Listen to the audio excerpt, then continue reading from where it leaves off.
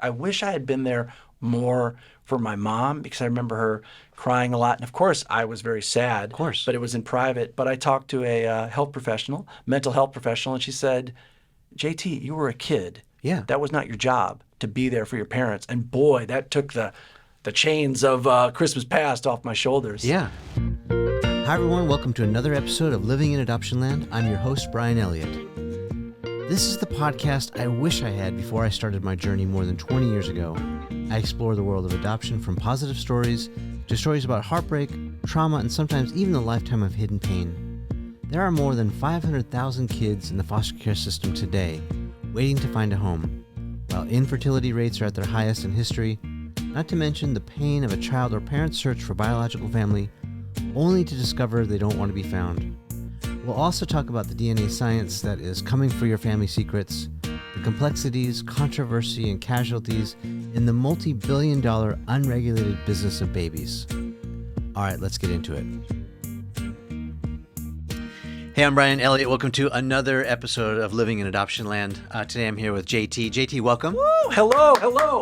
If you're in your car, flash your lights. If you're at work, drum on your desk. And if you're still in bed, dance on your back. This is hit songwriter JT Harding. Strike up the band. I'm on Living in Adoption Land. So I usually ask my guest, JT, what is it like living in adoption land? Brian, that's an incredible question.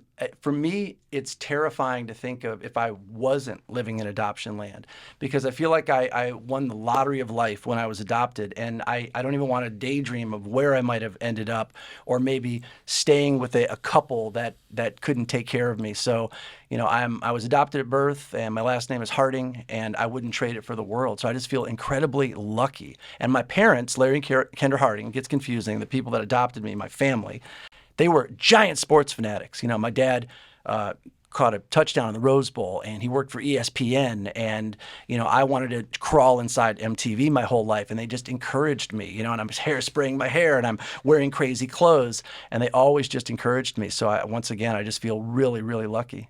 Yeah. Well, let's break it down a little bit for people who don't know your story. Your bio dad is Jay Thomas. Yes. I found that out many years later. For anyone, under 40, you're saying, who's that? He was on Cheers and Murphy Brown. He would throw the football every year at the meatball on top of the Christmas tree on David Letterman. And I met him years later. So he was as far as I know, kind of an overnight college DJ trying to break into radio. And these girls would be calling up and giggling and dancing around their sorority house. And one girl was calling all the time, and Jay would start playing songs for her over the radio, and they kind of fell in love that way, and they ended up having me. I mean, it's shocking I'm not as big as Elvis Presley with that kind of, beginning. But, Jay told me, we loved you enough that we knew we couldn't take care of you. And he had other plans. He wanted to go to New York, and I'm sure it was very, very hard for my biological mother. I don't pretend to know what it was like for her. But I was adopted, and once again, I'm just very lucky. And I met Jay years later, and it was, we were like two long-lost fraternity brothers. But I would never trade him for the Hardings, ever. Well, of course not. Yeah, that goes without saying. I'm this show, like we were sort of talking off air, it's really the show that I wish I had before I started my adoption journey. And what's unique or what's common about adoptees like us is the diversity of the story. So, like, one person's experience is not another person's, right? So some of us have had really great experiences, and others tragic, traumatic, full of pain, and so it's like, snowflakes, or it's like fingerprints, or it's like one of a kind. Like, each one of us has our own journey that we're on. Yes. And really what I hope this show will be is a safe place for people to come like you and tell your story and unpack it, really for the benefit of others to learn and also maybe see themselves in the mirror, either in your mirror or my mirror, and at least have some sort of relatability. And of course, it extends beyond just adoptees. We're talking about parents who've given up kids for adoption, or individuals or couples who are thinking or consideration of adoption, and what that might look like, 20, 30, 40 years down the stream. As they look at us as like, okay, are they functioning adults? Yeah. How did that go? And also, I think they're looking for a little bit of advice. Absolutely. Do not adjust your computer. I'm really dressed like this.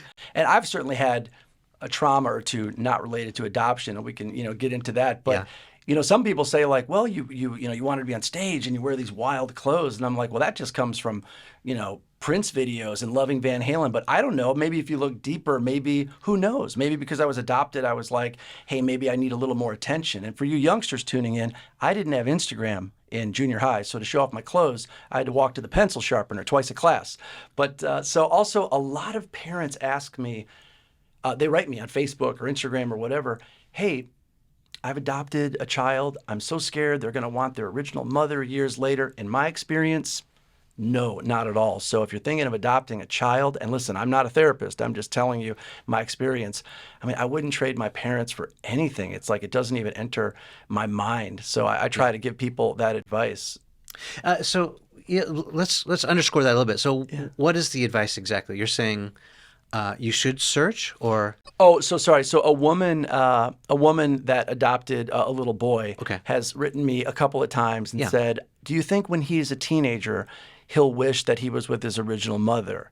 And I just say, I think no, not at all. He will see you as his mom, as his superhero, because she's a wonderful lady. Yeah. And so that's my advice. I think parents ask me, are they going to grow up and wish they weren't with us? But I know tons of teenagers that don't like their parents that weren't adopted. So I think I don't think that someone should be concerned about that with adopting a child. I think it's very brave to adopt a child. It must be very kind of scary. What are we gonna get? But it's all love in the end, I think. Yeah, I think you bring up a really good point. Maybe for us to kick around again. We're on the same side. We're on the same team. We're both adoptees, right? Yes. But let's just, for the sake of opening up the discussion to this, talk about this a little bit. Which is the way I would weigh in on that mom's question would be to answer her to say, you know what? It sort of depends. It depends because nature is a thing and nurture is a thing, right? So I'm not sure because I don't have any scientific proof or research on you personally, but who knows? I mean, if your dad was an entertainer, right, and then your adopted dad was somewhat an entertainer or in the spotlight or used to being out, that is both a nurture and a nature thing going on at the same time. Yes. So maybe, and again, I'm not playing psychologist here either, but perhaps some of the adoption trauma from early on that you may not realize is manifesting in your need for more attention. Perhaps. Perhaps, yeah. And I'm open to that, yeah. But it could simply also be nature at play. That, your dad was an entertainer and that was passed on to the genes into you. And so you have that, and then your dad was also, throwing touchdowns at the Rose Bowl and yes. and not a stranger to big audiences. And so maybe you were then sort of became akin to that. And that was the nurture part of it. And so what I'd say to that mom is, will that child who's adopted want to seek out their original biological parents? It depends.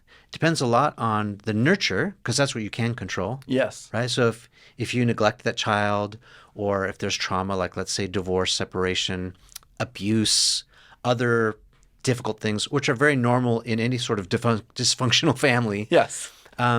It could cause that child to think, okay, maybe this is not the best environment for me, and I might want to search if I've got options, if I know I've got options. Absolutely.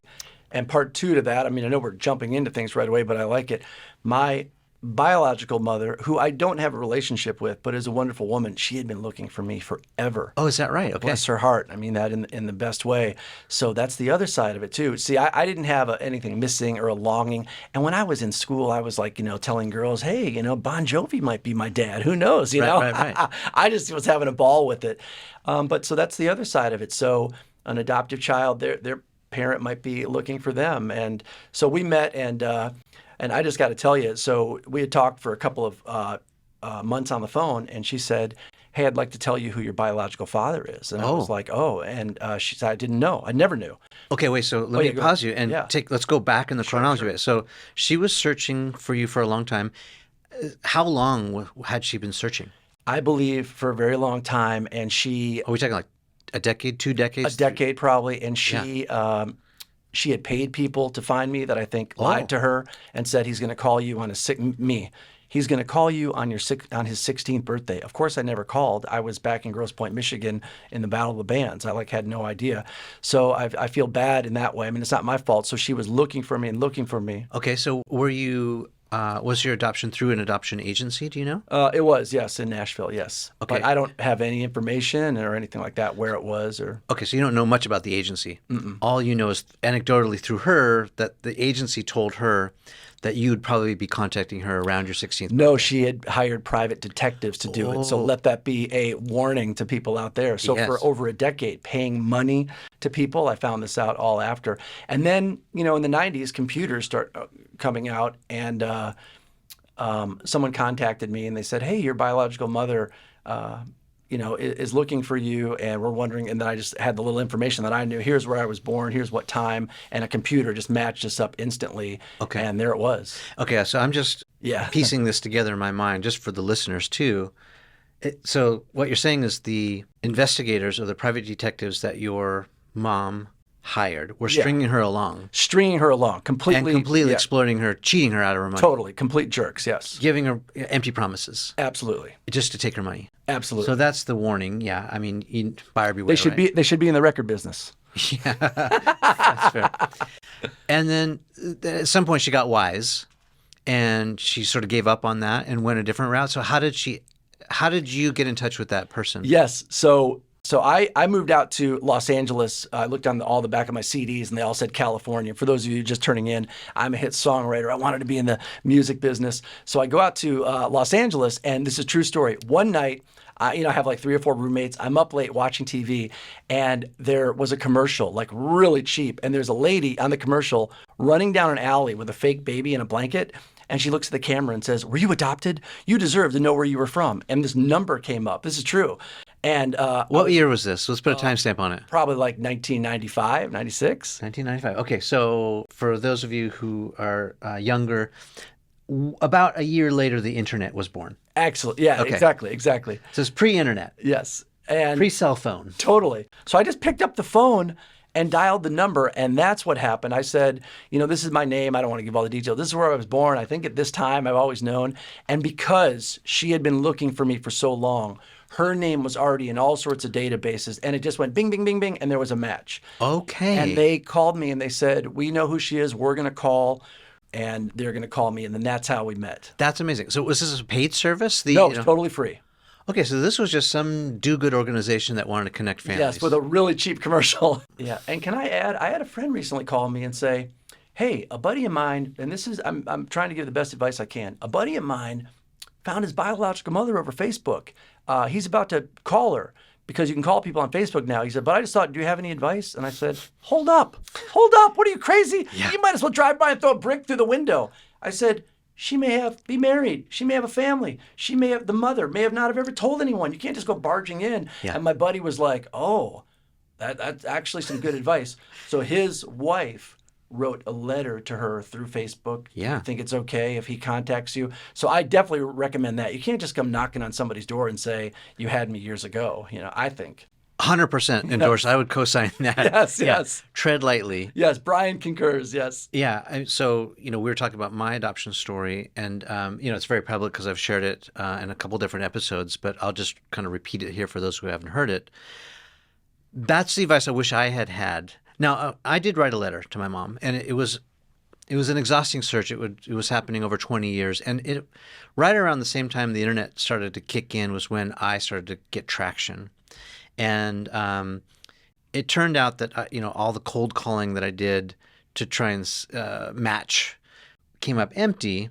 But later found out that my mom was indeed on that list, and she had said, "Oh no, it's not me."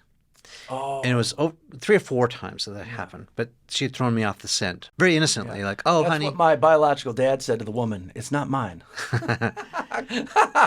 Kidding. I mean, you just don't know, right? What other people have gone through, and so I'm glad that we can approach this with humor, because humor is a great defense mechanism. But also, in all seriousness, for people who are hurting, it's also, it's good to talk about this and just get it off your chest, because sometimes, again, having the perspective of my bio dad, he had kept it in for a while. But back to the story. I finally did write a letter to my mom, and I wrote kind of in the same spirit that you introduced your story, which is, hey, I'm sure this was tremendously hard. I can't imagine probably the hardest thing you've ever had to do. Perfect.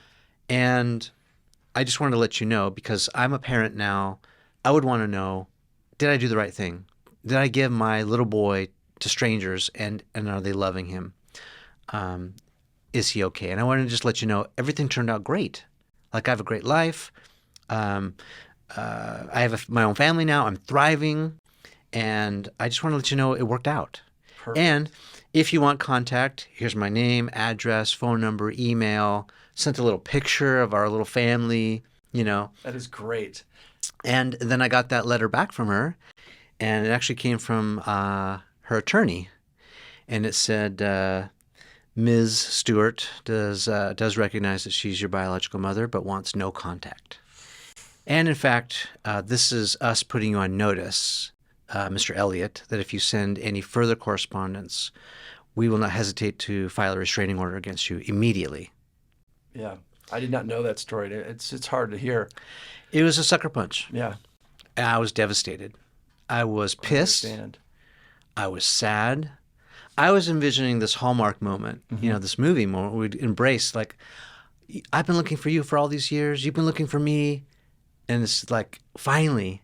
And then just to get that, Yes. not even get an answer from her, but from her attorney, Yeah. was difficult. Difficult. And I didn't even think about these things before I came here today. There's two things I want to add. One, a girl from the Boston area wrote me. She's like 25. She was adopted, and her mother, who adopted her, is just flabbergasted that she's curious where she came from. And so to anyone out there that was adopted, no one knows what it's like to feel like you do if they weren't adopted. So I'm looking at the mic like I'm actually, talking to someone. You have every right to seek out your biological parents. And if your parent or your friends or your boyfriend or girlfriend or someone doesn't understand, that's on them. And I know you don't want to hurt your parents' feelings, but if you're curious where you came from, I would say you have every right to search. And then to go with your story, Brian, the part two of that is they don't always have happy endings. I have a buddy who sought out his biological father, and my buddy's a great guitar player. He was in my band, found out that his biological father was a guitar player as well. And we were playing this big, like, state fair somewhere headlining, and my guitar player left backstage passes and couldn't wait and was going to give the guy a guitar. And he lived near that area, and he never showed up, the biological dad, and hasn't written him or anything. And it's Brutal. just, so it's brutal. So sometimes you get really lucky, and sometimes it's tough. But once again, if you're adopted and you're curious, I say you have every right to look. That's what I feel. 100%. Yeah. Yeah. And people I didn't will. even know people's parents said, you shouldn't be looking for your parents. I didn't even know that happened because my parents were not like that. Yeah. I mean, so let's call that a trigger. Yeah. Yeah.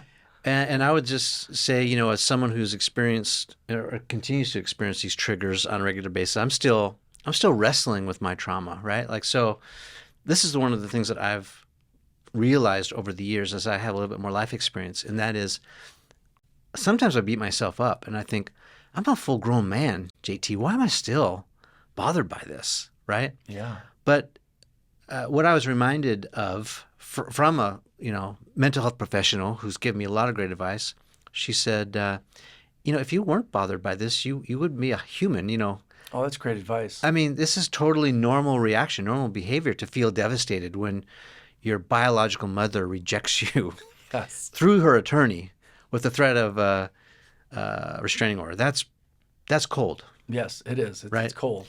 But I've also tried not to judge, because she's obviously, look to the triggers. Like, whatever's triggering you, look to that and, like, be curious. I wish someone had given me that advice too. Instead of be angry or be sad, like, be curious. Like, that's interesting behavior. Yes. Why did she do that? And be curious about that. So that curiosity factor has really helped me at least explore the possibilities, which could be some of the following. She's also 100% dealt with her own trauma of giving up a child. I can't imagine what that's like. Mm-hmm. I mean, as a parent now, I can tell you straight up, I would live with my kid in a cardboard box under the freeway, no problem. I would just make it work. Yes. If I had to beg for money, if I had to work at Starbucks or 6 jobs, I mean, I would just fucking do it. Yes. And this is because, that's been my experience. So that was not her experience. She was young, 17, too young to have a child. So I can make some assumptions. I can have empathy. I can be curious. And that's helped me a lot with processing. I'm not over it. Yeah, Let's be honest. I'm dancing with it. And sometimes, it beats me up. It's more of a wrestle. And I get punched again. And other days I'm dancing with it and I have better days. But absolutely, being curious is a great starting point. Yes, definitely. And you never know, what you're going to get on the other side. Yeah. Yeah. So to sort of bring this back full circle to the advice, absolutely don't be ashamed. There's a movie, I think it was a Paramount movie, it had to be like 10 years ago, this movie called Jimmy Neutron. Did you ever see this movie? Yeah, of course, yeah. Rob Thomas Someone, soundtrack. I played a show recently, and this guy said, gosh, you're like the grown-up drunk Jimmy Neutron. And I wasn't even drinking. Well, so My hair in my leopard pants. What I remember about that movie is that the message was basically, leave the past in the past. That's hard to do. Well, it didn't sit well with me. I thought, Yeah. that's bullshit. Yeah. No.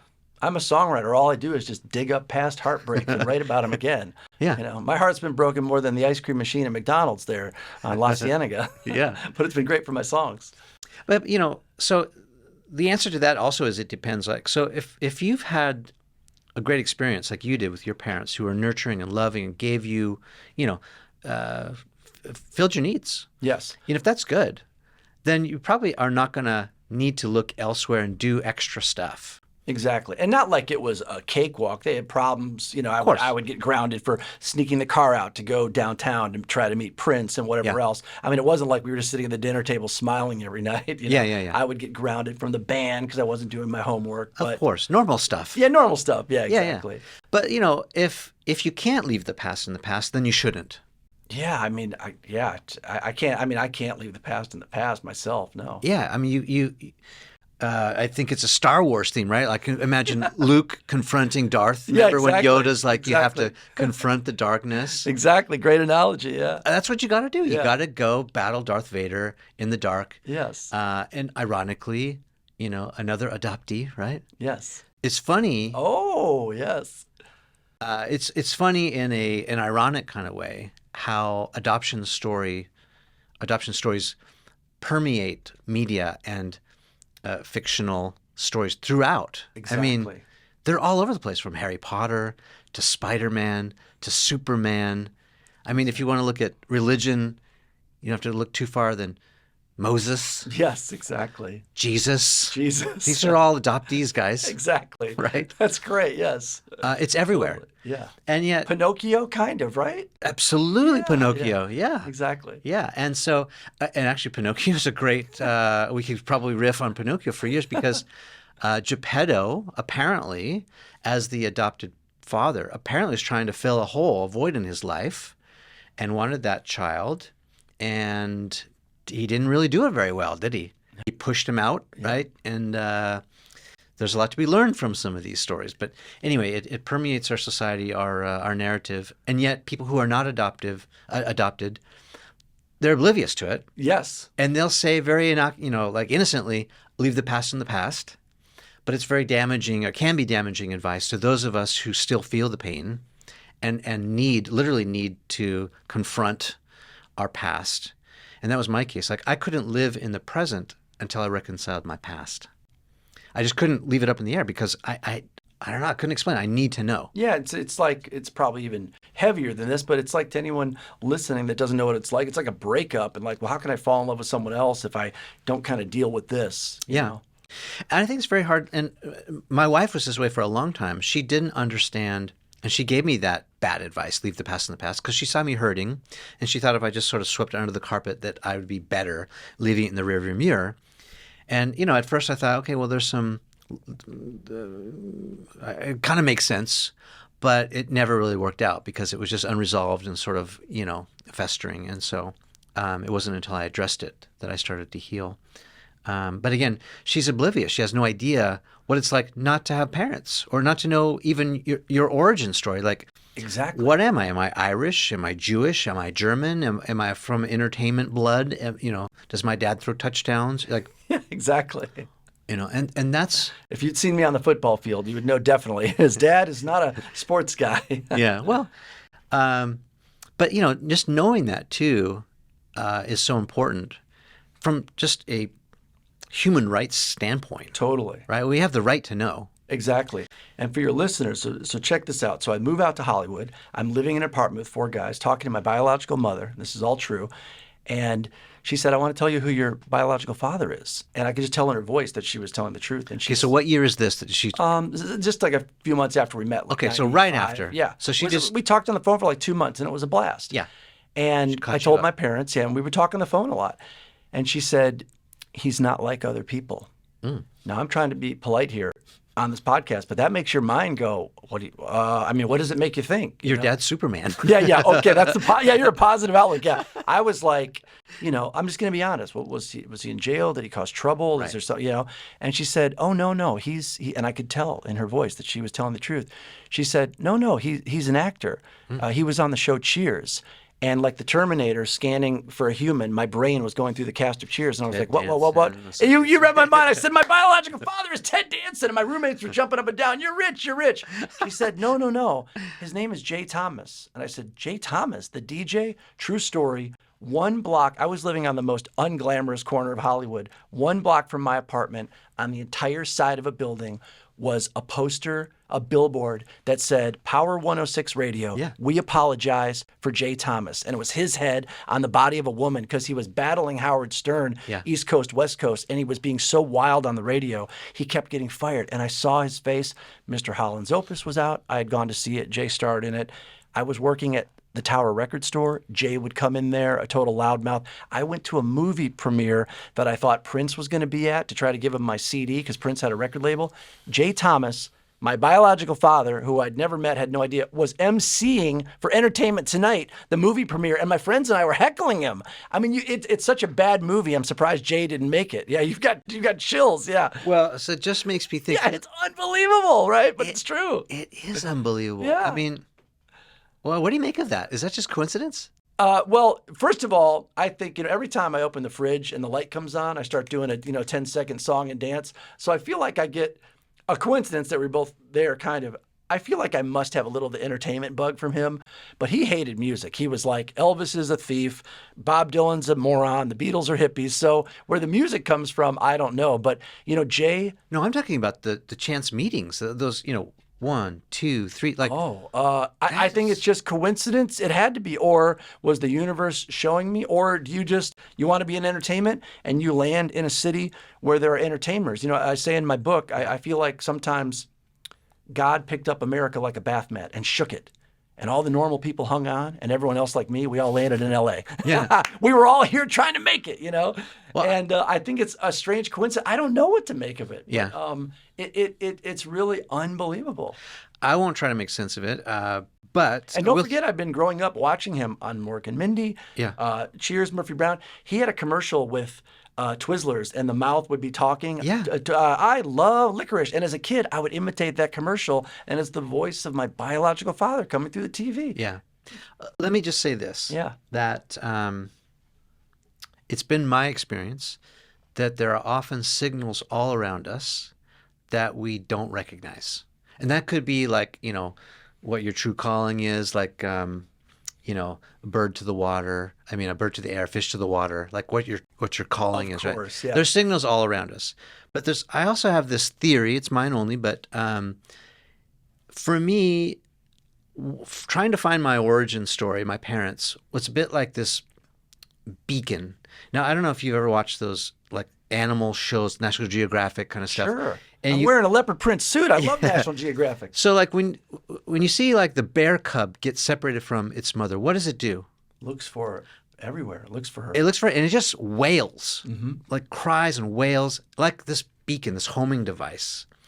And so maybe there was some sort of, homing device in you. Somehow you landed in the entertainment capital. Sure, that's a smart logistical decision, but also like that's weird. It is. That you had so many of these. And so I can't help but thinking, beyond that, there's some sort of, I don't know, natural chemistry between biology that attracts us. Who knows? But it's I believe pretty it. amazing. And also, so my mother, Kendra Harding, I know it gets confusing. My mother, Kendra Harding, not my biological mother, Yeah. she wrote a letter to Jay, and she said this pre-email, and she said, "Boy, I really understand JT better knowing Yeah. you." Which was great. And also Jay, it was interesting to listen to Jay because he, in the entertainment business, and you're no, a million no's trying to get, and I was like, oh, that's happening to me in the record business. So he was able to give me good advice. And I had, at that point, hadn't really met anyone else in the world who could relate to me trying to get into the music business, even though he was an actor. So that was great too. Yeah. So maybe I was searching out some advice from him. I don't know. Yeah. So your parents took it really well. They did, yes. As far as I know, I mean, they just my brother Lance, who in my book Party Like a Rockstar, he goes by his Native American name, Dances with Budweisers. He was worried I wasn't going to come home for Christmas or my birthdays anymore, but nothing changed. And he and Jay Thomas got along like gangbusters because Lance was not adopted, and he's gigantic. I mean, he's as big as the Jurassic Park gates, and he's my younger brother. Sometimes we introduce ourselves to people, and they're like, "Your brothers? Who?" Some guy said to us once, "Who's the milkman?" So. No, my brother was worried for a second, but we all got along great. And Jay Thomas has two sons, Sam and Jake, who I would lay down in traffic for. I mean, they're my brothers. You could say they're my half brothers. Yeah. And a beautiful wife named Sally, and we all get along great. So yeah, that's awesome. I have sisters too. They're half sisters, but I call them sisters. Yeah, I don't call them half, but I just try to make it clear here. Yeah. Yeah, absolutely. And I have that same kindred spirit. Like we're blood, we're family. That's awesome. Yes. And really, those two are not interested.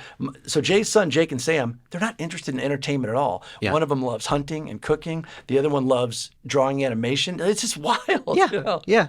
I mean, we find our own path, right? Yes. I'm really impressed then with your parents that they didn't give you a hard time. They didn't give you pushback. Natural to hear your brother be concerned, like, hey, is this going to change the family dynamic? Mm-hmm. That's also a very natural knee-jerk reaction. Yes. And what I most commonly hear from parents, the adoptive parents, because they feel threatened, or they think, well, I've invested all this time, love, money, attention.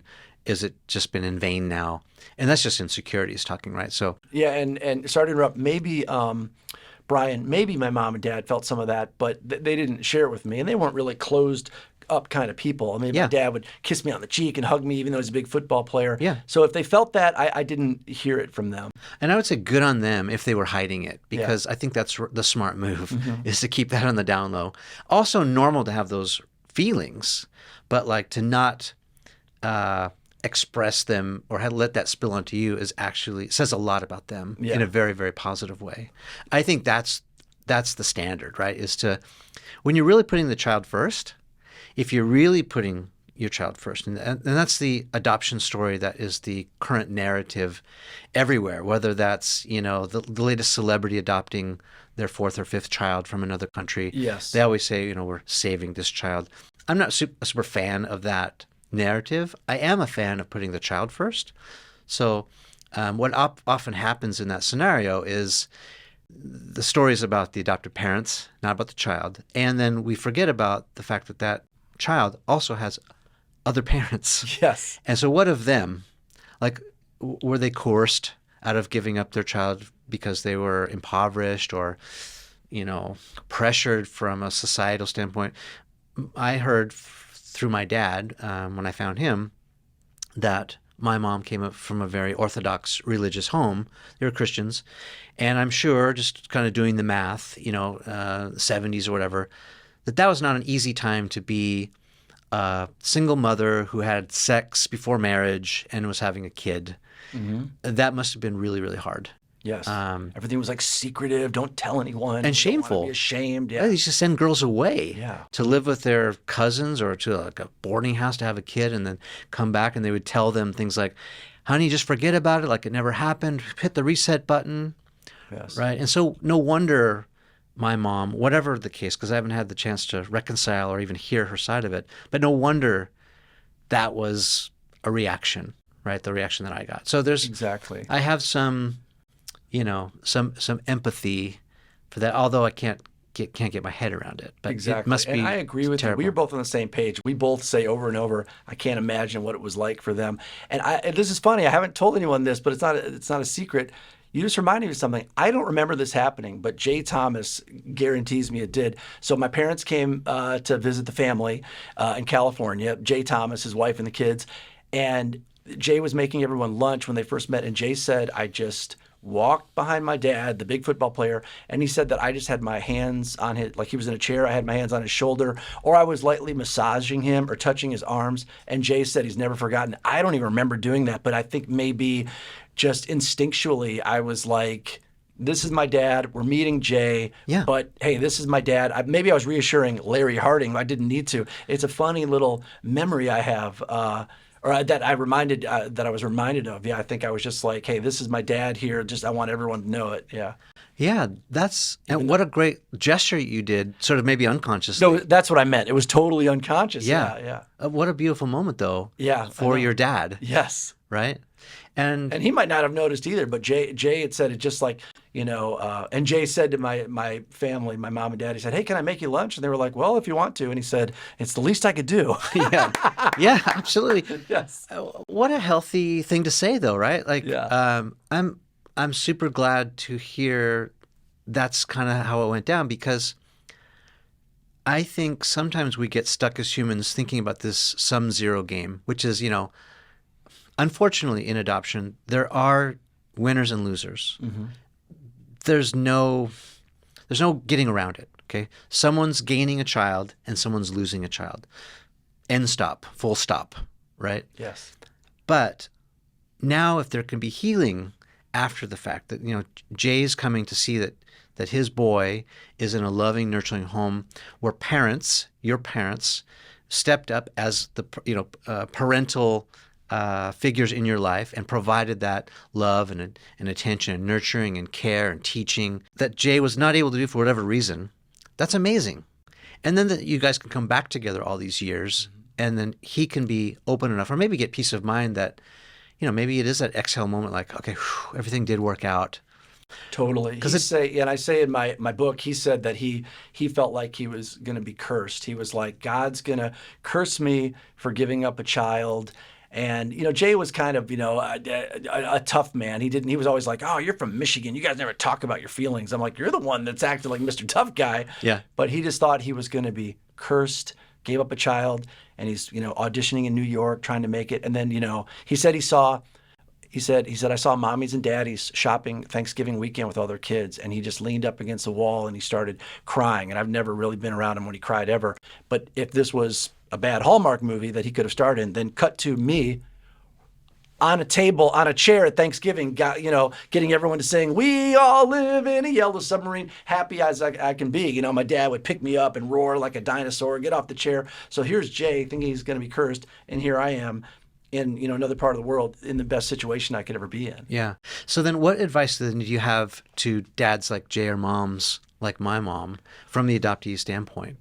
I mean, he's carrying around all that guilt. Yes. Well, I would say try not to feel guilty, because if you couldn't take care of a child and you gave him up, I always say, someone made it up, not me. We loved the child enough. We had to give them away. If you can't take care of a child, you've got to give them to a family that can, I believe. I have friends in Nashville that I told you before the show that have adopted 3 children. And I just think to myself, I know people that have adopted children all over. I think like, wow, where would these kids have ended up? It's scary to think about, Yeah. And it doesn't always end well, which is the sad part. Mm-hmm. But I think that's, if I kind of bring the conversation full circle, I think my advice is, if it matters enough to you, and that's speaking to dads like Jay or my mom, my dad, adoptees like us, if it matters to you enough to search out, you should. Mm-hmm. Because that's, in my view, the only way that you can start down a path to heal. You can't sweep it under the rug. There will be that Thanksgiving Day when those memories hit you. And kind of like that old Christmas carol, like Jacob Marley, his partners, it's like chains around you. Mm-hmm. It's heavy. And maybe you don't even realize it, but you're carrying these chains around. It's like extremely emotionally heavy. I mean, you can't kid yourself. Like, that stuff doesn't just fade away in a memory. It doesn't. And we're living in a day and age where people talk about things, and you can get, I say therapist, I like how you say, Brian, professional, health professional, where you can go and talk to people. A lot of it's free, and all that stuff really helps. I've gone to talk to people because I'm not great at romantic relationships. And Jay would say, oh, you have abandonment issues because you're adopted. So I went and talked to a therapist, and they were like, no, he doesn't know what he's talking about. He's smoking pot again, I don't do it, but Jay did a lot. It's like Cheech and Chong's birthday party every time he pulled up to pick me up. So they were like, you don't have abandonment issues. You're just chasing the dream. So yeah, it's going back to what you said. We live in a day and age where these things can be talked about. So I really encourage everyone to. Yeah. And age specific is important too. I want to go back to your book because I think it's a really important. Yes. Enough about me. Let's talk about my book, Brian. No, but help us understand, walk us through. I mean, you talk about your brother. Yes. You talked about some heavy issues. Yes. Break it down for us a little bit. Great. And listen, I've been saying this for months, but it's like I copied you. This is the book I wish I had when I was trying to get into the music business, because it's basically, I didn't know anybody in the entertainment business, but I wanted to be a songwriter. And, I moved out to LA. I lost record deals. I, didn't get to meet Prince with my demo. We didn't have the internet, so I couldn't just call up a record company. You would see the name on the back of a CD. Yeah. So what I did to get into these record companies, I knew a girl that her roommate worked at FedEx. This is all true. And I borrowed the FedEx jacket, and going back to your Star Wars, like Obi-Wan Kenobi tap dancing into the Death Star, I walked into every record company, past every security guard, past every, promotion guy chewing on a golf tee, and put my demo in every single mailbox. Like, imagine if I walked in here today in a FedEx office, no one with a FedEx jacket, no one would have stopped me. So it's all the hits I've written. I've been very blessed. I've had a bunch of hit songs for Blake Shelton, Keith Urban, Kenny Chesney, Uncle Kracker. I talk about how I wrote those and how I did it in very simple terms. But it's also the story of me being adopted, growing up in a sports family. I had a brother, and going back to what you said, when I was in 6th grade, he was in 8th. He took his own life. I've never really been able to talk about it. But I did 10 drafts of the book, and I was turning the book in, and I thought, this is a big piece of my life that I'm not putting in there. Yeah. And what I found out, even you bringing it up, this thing that I was embarrassed about or ashamed about, I don't even know why I would feel that. It's a thing that so many people have related to. So many people are like, I didn't know about your brother. I wish you had told me. The same thing had happened to me. And so that's all in the book. And luckily, my family, we stuck together. We got through it. There's no explaining what happened to my brother. It's a mystery for the ages. Yeah. He was great at baseball, had lots of friends, had girlfriends. And he was in 8th grade, but he seemed like a big man to me, And so that's a more than a blip, but I look at me stumbling over my words, and I write songs for a living. I don't know how to put it into words. So that's in the book, and how I met Jay, and all the funny stories, and a few, you'll laugh, you'll cry, but then you'll start laughing again. Yeah. And it's called Party Like a Rockstar, and it's available everywhere. And if you are like Brian and like to put your headphones on and take a long romantic walk to the refrigerator, it's on audiobook too. You should have done it. What if your voice was like, and there I was, meeting Prince in a stolen FedEx jacket. I stumped you. Well, no, I'm just thinking. Yeah. I have early roots. My adoptive family was in entertainment and actually in music. I won't go there right now, but we could. Your dad's not Jay Thomas, I hope. No, we could trace. My dad is Bruce Karp. And Bruce he followed the Grateful Dead all over the place. He was a hippie, lived here in Hollywood, and then moved up to the Bay Area. And a great man, as it turns out, as I learned about his life and from my sisters who told me. My dad, I lost my dad in 2019. He was 69 years young. I think too young. Jay was about the same age when he passed. Yes. That's you've got a lot more life in you, but that's how it is. Yes. Don't know when you're going to go. But I was thinking back. From your lips to Pod's ears. Yeah. Have a lot more life. Yeah. I mean, hopefully, right? Yeah. And so I want to go back and just ask a little bit about maybe the introspection on losing your brother, if you could say more about that. Yeah, I would love to. I'll try to, at least. And how it affected you, or how it is affecting you now, and how you're dealing with it. Because again, the common thread through the show is, how we deal with trauma, and it could be little T or it could be big T, like losing a brother like that. Yes.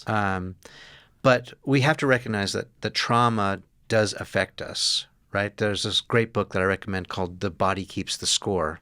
Oh, it's great. And whether, if it's... That's a good song title. I'm going to write that down. Yeah.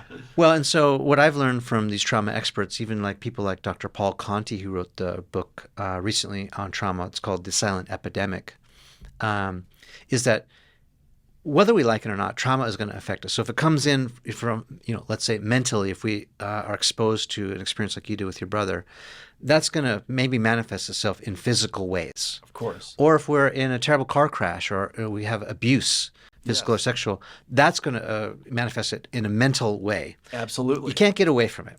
Little T, big T, you've got to deal with it. So talk about that a little bit, because as adoptees, we have the original trauma. Most of it we don't remember because I was adopted like 2 days old. Yes. But still somehow, and there's another book I would recommend called The Primal Wound, which really helped me understand how that's an imprinting process, that separation or abandonment. We still may be grappling with abandonment issues, we just don't know it. Babies, even though they can't see really clearly when they're first born, there's a smell, and they're in the womb for 9-10 months. Their heart is in sync with the mother's heart, the respiratory, all of it. They're breathing, they're feeling, they're smelling. And when the baby is separated, it's not a clean slate. It's not like you can put a baby in with a new mom and just say, all right, just give it enough love and you're good to go. Yeah. It doesn't work that way. But say more about your brother and maybe how that affected you then and how it's affecting you now. Great. And I'll be as honest as I can be. Yeah, of course. Off the top of my head, I would think, I don't know how it affected me as a teenager. Yeah. But I know I didn't talk about it much, but I was growing up in Grosse Pointe, so everyone knew. Yeah.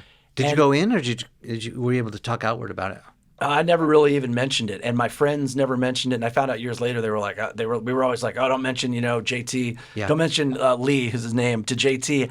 So I guess I felt like this took me years to think. I think like, is someone going to judge me, or is someone going to think my family's weird because of this? And I didn't want to start the podcast off like this because maybe it was from adoption. But that was also the time where I really collided with putting a band together and spray painting checkerboard patterns on pants and growing my hair. So maybe, I don't know, maybe there was some kind of attention thing where I don't know, that I want some sort of new kind of attention on me.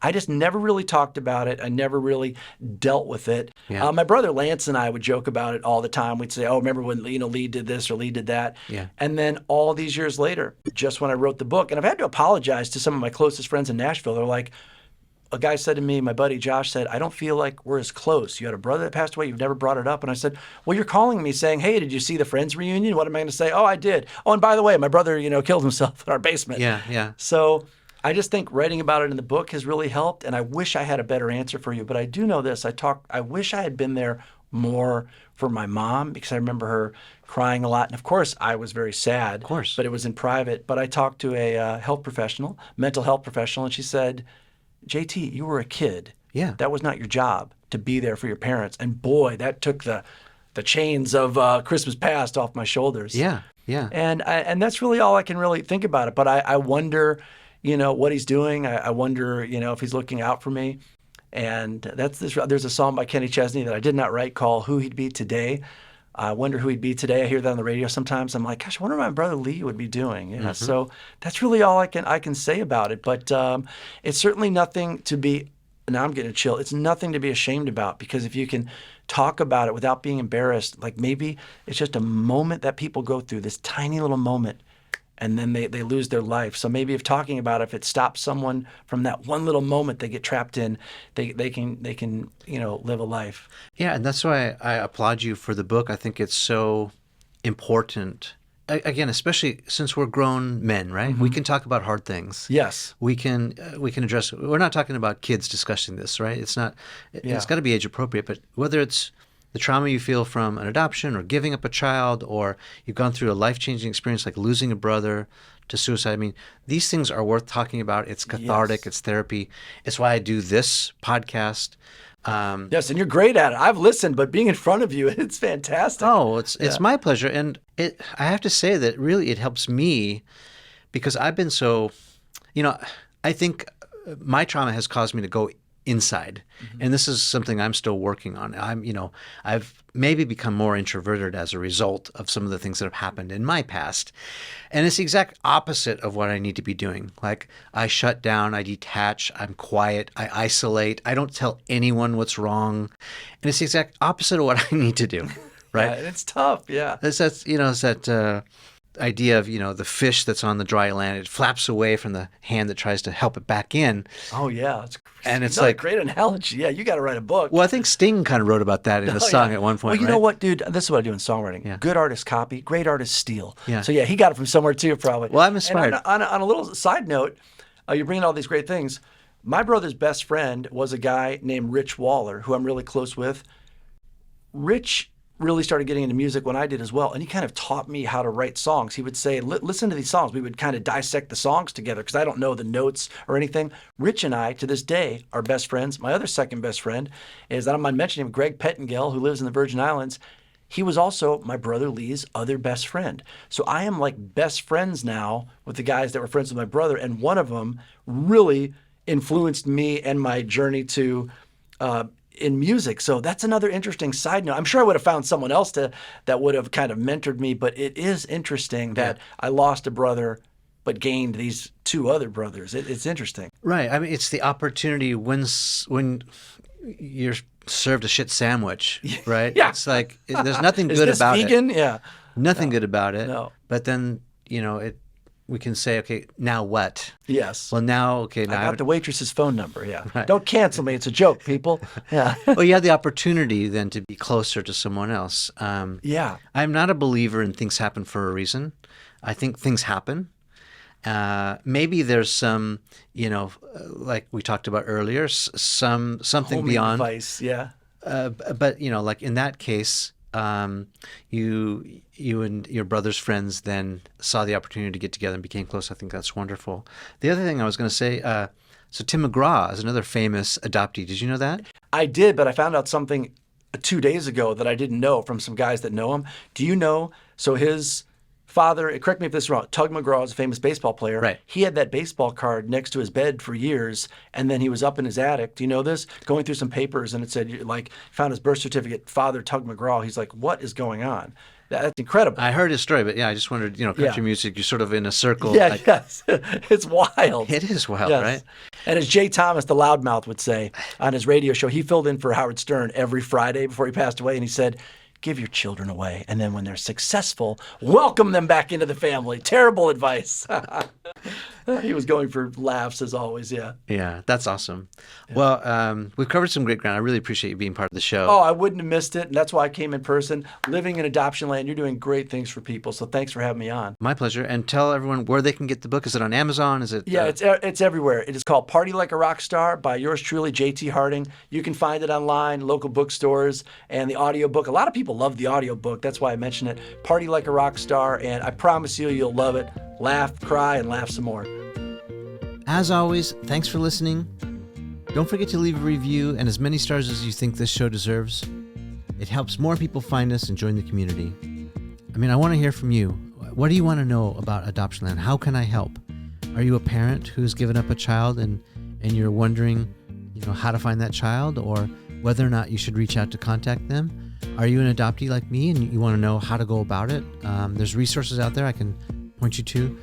Are you thinking about adopting a child or bringing in a child from foster care? Leave me a note or a message. Reach out to me somehow. You can leave me a question via SpeakPipe. It's speakpipe.com/adoptionland. You could do it privately or anonymously, and I'll do my best to answer your question on one of the next episodes. But I appreciate you listening. I love you guys. This is therapeutic for me. I hope it's helpful and healing for you, and I'll catch you in the next episode. Thanks very much.